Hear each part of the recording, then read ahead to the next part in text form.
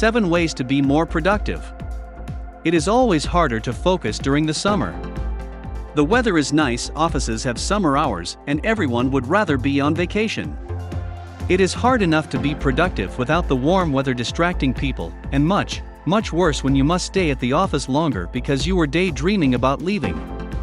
Here are a few tips to get more done in less time, so you can enjoy the season and succeed at work.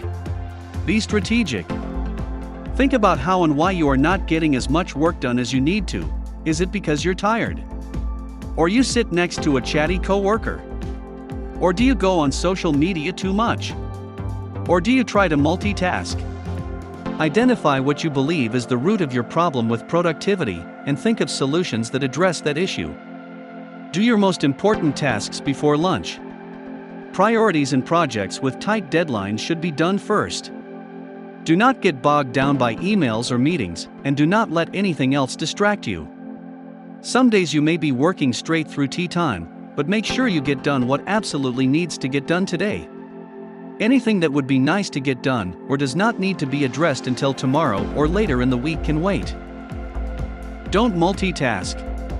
Trying to complete several tasks at once only makes you complete each task more slowly, and usually costs you more time than if you focus on each task individually. Don't overwhelm yourself.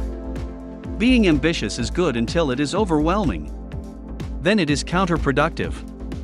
Trying to do too much will only cause you stress, making you less productive and more anxious. So refine your to-do list and be intentional about what needs to be done today. If you're enjoying the video, click the like button and subscribe to the channel. And don't forget to turn on notifications. Thanks. Form new habits to improve efficiency and focus. It takes a lot of discipline to sit at a desk or at a workplace and focus for hours on end. Figuring out ways to manage your weaknesses, like perhaps taking too many breaks, or surfing the internet or social media, or chatting with coworkers eats at your time, even if it is in 5 or 10-minute increments. What food drains your energy, and which foods give you energy? Forming habits around what you eat, how much you sleep, and how you manage distractions all contribute to your productivity, so do not be passive about your habits. Examine them and improve them. Manage your time with email. Spending too much time sending and replying to emails can drain your time and energy. Pick a few times a day, maybe in the morning, at noon and once around 6 or so to check your email, then be done. Your priorities will take a back seat to your emails if you allow them to be your focus.